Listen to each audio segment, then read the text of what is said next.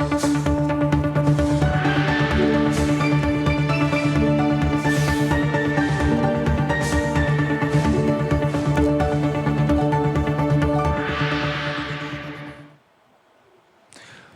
ձեզ, դուք դիտում եք հեռանկարը, իսկ հեռանկարում այսօր հյուրընկալել ենք Ուժեղ Հայաստան դաշինքի падգամավորի թեկնածու Արամ Վարդևանյանին։ Պարոն Վարդևանյան, նախ շնորհակալություն Շնորհակալ եմ հրավերի համար։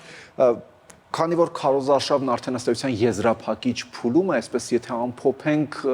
զգացվում է եզրափակիչ փուլի տրամադրությունները։ Սովորաբար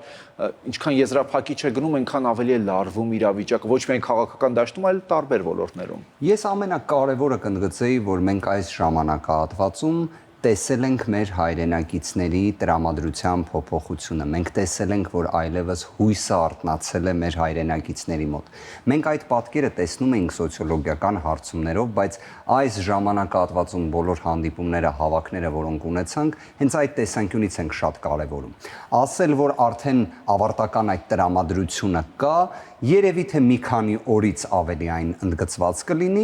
Իդեպ թեժացման տեսանկյունից, եթե նկատել եք, մենք մշտապես կենտրոնացել ենք կոնկրետ ծրագրերի վրա, դրականին միտված, մեր հայրենակիցների կյանքի որակը փոխող խոսույթի վրա ենք կենտրոնացել կոնկրետավորված քայլերով։ Մինչդեռ այլ կոնկրետ մեկ ուժի կողմից լրիվ այլ տրամադրություն է, լրիվ այլ տրամաբանություն է։ Սկսած ատելության խոսքից, բռնության քարոզից եւ այլն, որը կարծում եմ եւս մեկ անգամ ինչ որ իմաստով ընդգծում է այն, որ իսկապես փոփոխությունների ժամանակը եկել է։ Մենք նաեւ այդ ազդակը ստանում ենք մեր հայրենակիցներից։ Մենք տեսնում ենք, որ այս վիճակը, այս մթնոլորտը ինչ որտեղ հոգնածրել է մեր հայրենակիցներին եւ իրենք ուզում են փոփոխություն եւ դա էլ հենց մենք փոխանցում ենք մեր հայրենակիցներին։ Ուժեղ Հայաստան կուսակցությունների դաշինքը հենց այդ տրամադրությունը կոնկրետ քայլերը, ծրագրերը փոխանցում է։ Մինչ ծրագրերին անդրադառնալը, պարոն Վարդևանյան, դարձյալ գաղտնալսված հեռախոսազրույց է հրապարակվել, երեք հրապարակվեց այդ հեռախոսազրույցը եւ դարձյալ կապեց ձեր քաղաքական ուժի հետ, ընտրակաշառքի դեպք, հակակոռուպցիոն կոմիտեն է բացահայտել ու նման գաղտնալսված հեռախոսազրույցները բավականին հաճախ են դարձել ու դարձյալ ընտրակաշառք։ Ձեր մեկնաբանությունը։ Գիտեք, եթե դուք այդ ձայնագրությունների բովանդակությունը ուսումնասիրեք, այնտեղ եւ մեկ տվյալ նույնիսկ չկա, որ Ուժեղ Հայաստան կուսակցությունների դաշինքը որևէ առնչություն ունենա դրա հետ։ Անուններ են նշվում։ Անուններ են նշվում, խոսակցություն է լինում եւ այլն, որոնց ամբողջությամբ, այսինքն բոլոր դեպքերը դրանց մոնտաժված ձայնագրություններ են։ Այսինքն երբեք ամբողջական պատկերը հանրությանը չի մատուցվում։ Երկրորդ, ի վերջո գործ ունենք անմեղության կանխավարկածի հետ։ Բոլոր նման դեպքերը դեռ պետք է քննության առարկա դառնան եւ թող օրենքով սահմանված կարգով դատական վերահսկողությամբ ստանան իրենց արդյունքները։ Նոր այդ ժամանակ դրա վերաբերյալ վերջնական գնահատական տրվի, բայց նաեւ երրորդն եմ ուզում ընդգծել։ Այս հարցի վերաբերյալ հակակոռուպցիոն կոմիտեի այս հայտարարությունների որպես թե լիազոր ներկայացուցիչ, որպես քաղաքական թիմի անդամ եւ որպես փաստաբան, ես գրություն էի հասցեագրել կենտրոնական ընտրական հանձնաժողովին այս հարցին գնահատական տալու, որովհետեւ օրինակ բովանդակությունը նայում ես, երկու անձ իրար հետ խոսում են, բայց վերնագրում Ուժեղ Հայաստան բառն է օգտագործվում։ Դա ի վերջո առաջինը անմեղության կանխավարկածի տեսանկյունից է անհամատեղելի եւ երկրորդը մենք ունենք համոզմունք, որ օրինակ նաեւ այլ քաղաքական ուժերի, այդ թվում քաղաքացիական պայմանագրի վերաբերյալ ուսումնասիրություններ հակակոռուպցիոն կոմիտեն չի կարող իրականացնելուց չլինի։ Մենք տեսել ենք ձայնագրություններ, որ հրապարակվել են եւ այլևս ԶԼՄ տիրույթում հասանելիություն կա դրան, թե ինչպես են օրինակ կրթական հաստատությունների աշխատակիցներին հարկադրաբար ուղղորդում դեպի հավաքների։ Բայց դրա վերաբերյալ հակակոռուպցիոն կոմիտեի հայտարարություն չենք տեսնում։ Ես գրեթե համոզված եմ, որ այդ դեպքերով կան հարուցված քրեական վարույթներ, բայց դուք այդ վերնագրով հրապարակում չեք տեսնի։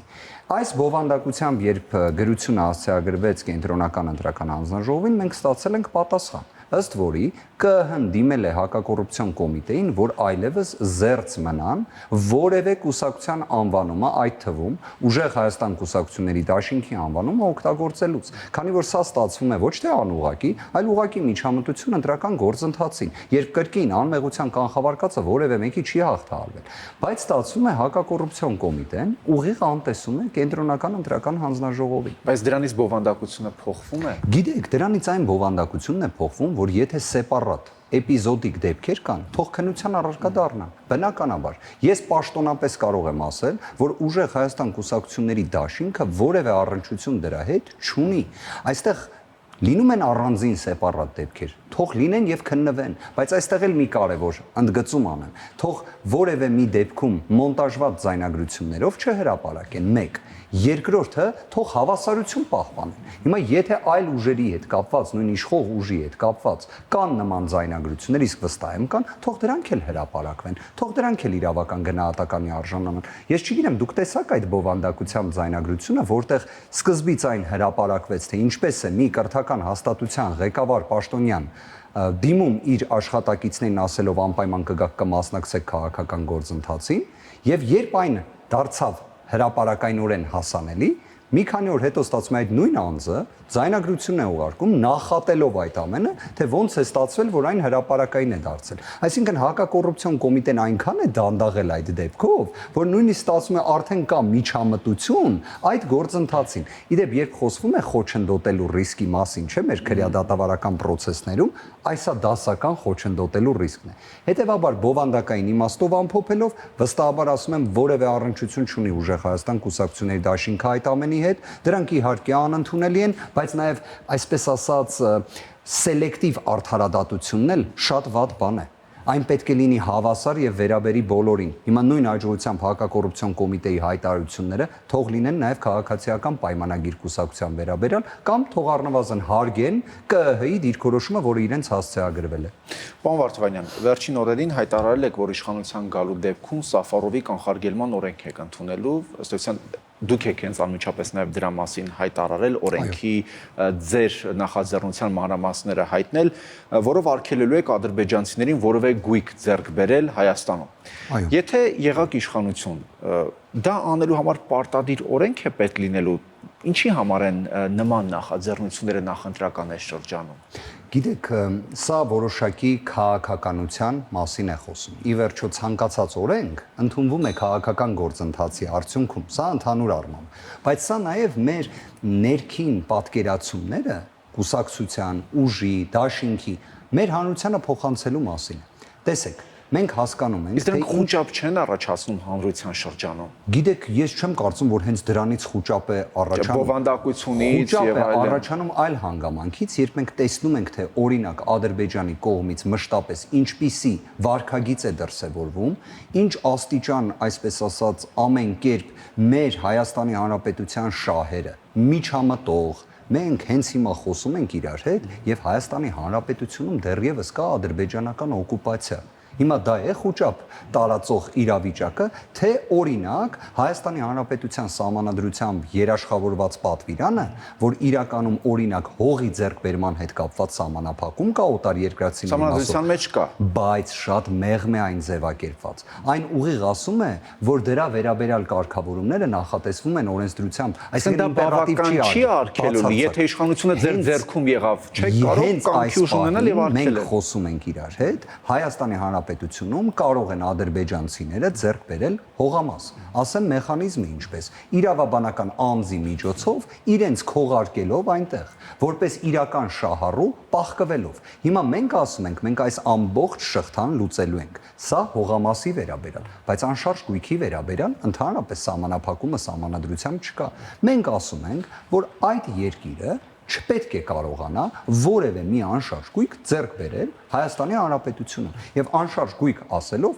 լայն հասկանան գույքը հողամաս լինի, բնակարան լինի, իդեպ բազմաբնակարան շենքի կառուցելու նաև տրամաբանությունը լինի։ Այսինքն կոնկրետ այդ մասով մենք սահմանափակում ենք դնելու։ Իդեպ միջազգային փորձում սա լայնորեն տարածված է։ Եվ սա նաև ինչի համար ենք ասում։ Դուք վստահաբար տեսել եք այն խոսույթը, որ կա ադրբեջանական իշխանությունների կողմից նույն հազարավոր, 100 հազարավոր ադրբեջանցիների իբրև ավտոմեքենաներով Հայաստանի Հանրապետություն գալու վերաբերյալ։ Այդ խոսույթին պետք է տրվի նախ քաղաքական արձագանք, այնուհետև գործնական վերաբերմունքը դրան արտահայտվի։ Մենք տեսել ենք, չէ՞ որ այս իշխանությունները որևէ մի դեպքում ադրբեջանական այդ նարատիվներին պատասխան չեն տալիս։ Ես սա ցավով եմ ասում։ Գուցե դա ներքին խոսույթ է, պարոն Վարդանյան։ Ներքին խոսույթ է, որը հանրայնացվում է, որը դառնում է կոնֆերանսների առարկա, Դուք վստահ եմ լսել եք նաև թե հունիսի 19-20-ին ինչ կոնֆերանսներ են իրենք արդեն մոգոնում։ Ստեղ շատ մի կարևոր դետալ կա։ Ցավով եմ սա ասում։ Նույն ադրբեջանական այդ նարատիվները նրա մասին էին, որ Հայաստանի Հանրապետության սահմանադրությունից անկախության հռչակագիրը պետք է դուրս գա։ Հիմա արդեն դրա մասին խոսում է օրվա իշխանությունը։ Չեն ասում, որ հենց իրենց ասելով են դա անում, բայց մենք բոլորս դա հասկանում ենք, չէ՞ որ այդպես է լինում, որովհետև ես որևէ մի այլ երկրի փորձ չեմ տեսել, որտեղ մեկ այլ երկիր ասի քո սահմանադրությունը պետք է փոխես, ու այդ մյուս երկիրը դա անի։ Սա իդեպ միջազգային իրավունքի նվազագույն երաշխիքներին դեմ է։ Սա ընդհանրապես ողջամիտ տրամաբանությանն է դեմ, բայց ինչ որ իմաստով հենց Նիկոլ Փաշինյանը նկարագրել է, թե ինչ իրավիճակում է հիմա ինքը։ Երբ ժամանակին եղել էր Վրաստանում պատերազմը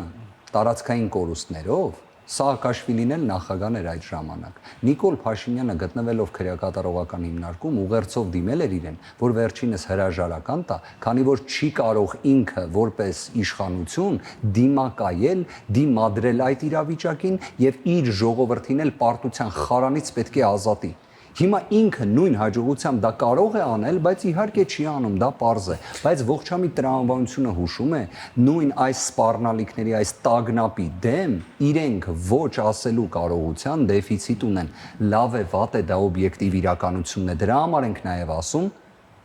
թող կան փոփոխությունները։ Պարոն Վարդևանյան, տեսեք, ընդդիմադիր դաշտում նույն կերպ գուժում էին Սյունիքի վտանգված լինելու մասին, միջանցք տալու մասին։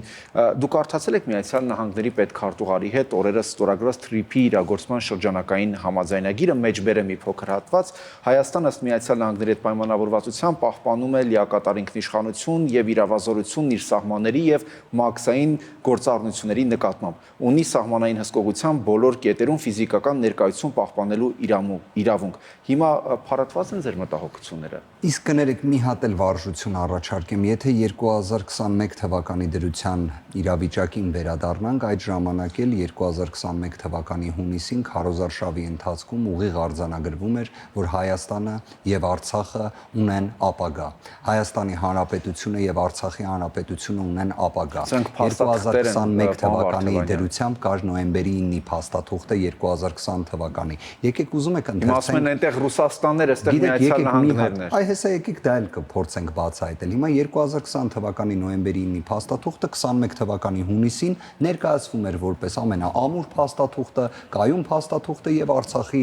կարգավիճակը որոշակիորեն երաշխավորող, որտեղ դա ասում էին, չէ, Արցախի Հանրապետությունը ռուս խաղաղապահները պետք է նաեւ երաշխավորեն, ովքեր շատ ճիշտ է ձևակերպում, բայց մինչև այդ իրադարձությունները մի քանի հանգամանք էլ գնահատենք։ Հիմա ստացվում է 21 թվականին այդպես էին ասում, 2026 թվականի դրությամբ Արցախը ամբողջությամբ հայաթափված է։ Հիմա վերադառնանք թե ռուս խաղաղապահների հետ կապված գործողություններին եւ ընդհանրապես Արցախի շուրջ իրավիճակին։ Հիմա նույն հաջողությամբ Հայաստանի իշխանությունները 2021 թվականի հունիսին չէին հայտարարում, չէ, որ պատրաստվում են գնալ եւ ամբողջությամբ ճանաչել Ադրբեջանի տարածքային ամբողջականությունը, Արցախը ներառյալ առանց ստորակետ դնելու, օրինակ Արցախում բնակվող մեր հայրենակիցների իրավունքների վերաբերյալ։ Այդ ստորակետն էլ չդրեցին, ոչ էլ դրա մասին հայտնեցին ի սկզբանե։ Հիմա դիտարկենք այսպիսի փաստաթղթի հանգամանքը։ Արդյոք TRIP-ը ինքնին երաշխավորում է Հայաստանի Հանրապետության տարածքային ամբողջականությունը։ Եթե մենք նայենք TRIP-ի էությունը, այստեղ երաշխավոր չկա։ Այստեղ իդեպ ԱՄՆ կողմից որպես հռչակագրային դրույթ է դա ներկայացվում, այլ ոչ թե ֆիզիկապես երաշխավորություն ապահովելու։ Հիմա մենք ստացվում է ԱՄՆ-ից ակնկալում ենք ինչ։ Ես այս փաստաթղթից նշվածը չկարողացա հասկանալ։ Հետևաբար կասկածների փարատում ցավով եմ ասում, չենք ունենում։ Ավելին, մենք տեսնում ենք ռետորաբանությունը Ադրբեջանի ավելի ագրեսիվ, բայց գործնականում Հայաստանի Հանրապետությունից միայն դրականի մասին խոսույթ։ Մենք ուզում ենք ամենաշատը որ լինի դրականը։ Այ մեր ուժը հենց պատկերացնում է իրական կայուն արժանապատվի երաշխավորություն չէ ձեզ համար։ Գիտեք ինչն է, հենց երաշխավորությունը ախր հռչակագրային դրույթով չի լինում։ Այսինքն դա Զվարթնոց օդանավակայանում 25 րոպե կայանելով եւ այնուհետեւ նույնիսկ Զվարթնոցից ֆիզիկապես դուրս չգալով դուք պատկերացնում եք երաշխավորությունը։ Դուք պատկերացնում եք դրանով է հարցը լուծում, իսկ կներեք, այդ փաստաթղթում գրված էր, որ Հայաստանի Հանրապետությունում հենց հիմա կատարվող օկուպացիան պետք է անհապաղ ավարտվի, թե չէ ԱՄՆ-ի կողմից միջոցներ կձեռնարկվեն։ Դուք պատկերացնում եք, եթե ԱՄՆ-ի կողմից 1, չեմ ասում 2, 1 տնտեսական սանկցիա կիրառվեր Ադրբեջանի նկատմամբ։ Գիտեք ինչ կլիներ Հայաստանի Հանրապետությունում օրինակ օկուպացիայի հետ կապված երևի արձագանք տեղի կունենար եւ կսկսվեր չէ՞ մի գործընթաց։ Իսկ ինչի դա տեղի չի ունենում։ Իսկապես հարց եմ ուզում բարձրաձայնել։ Օրինակ պարոն Ռուբիոն երբ գտնվում էր Զվարթնոց օդանավակայանում, անկեղծորեն ես ապշած եմ, որտեվ ես տենց դեպք չեմ հիշում, որ օրինակ ժամանակին երբ Հիլարի Կլինտոնը գտնվել էր Հայաստանի Հանրապետությունում, պատկերացնում եք միայն Զվարթնոցում հանդիպում կայանար եւ դրանով ավարտվեր։ Դե դրանից առաջ J.D. Vance է եղել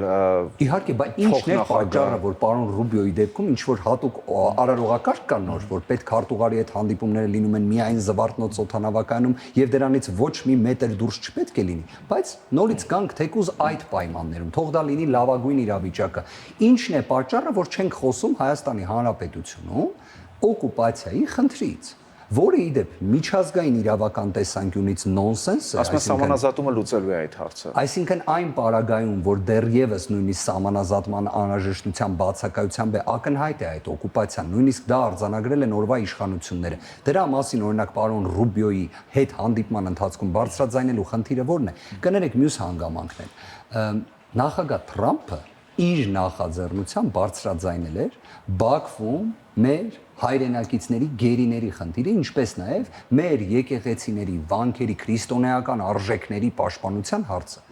Հիմա օրինակ մեր օրվա իշխանություններից ինչ կգնար, եթե դրա մասին խոսեին։ Իրենք չեն կարողանում դրա մասին խոսել եւ դրա համար ցավոք իրենք ունեն իրենց պատճառը, որը լավ իմաստով միայն իրենց պատճառն է, ոչ թե հայ ժողովրդի, ոչ թե հայ հասարակության, քանի որ իրենք ունեն պարտության կոմպլեքսը։ Պարտության կոմպլեքսը մեծագույն խոչընդոտ է իրական երկարաժամկետ ուժեղ խաղաղության համար։ Դրա համար պետք է փոփոխություն եւ վստահաբար այդ արդյունքները կունենանք։ Պարոն Վարդովանյան, վերջին շրջանում բավականին ակտիվացել է գրեթե բոլոր քաղաքական ուժերի եւ գործիչների կողմից հորդորը քաղաքացիներին անպայման գնալ ընտրությունների եւ մասնակցել այդ ընտրություններին, գնալ ընտրատեղամաս։ Երկրորդն եմ դա։ Դուք ինչ տպավորություն եք, այսինքն քաղաքացիները չեն ցանկանում գնալ ընտրատեղամաս։ Մեր տպավորությունն այն է, որ քաղաքացիները ունեն ցանկություն գնալու ընտրատեղամաս, բայց մենք խոսում ենք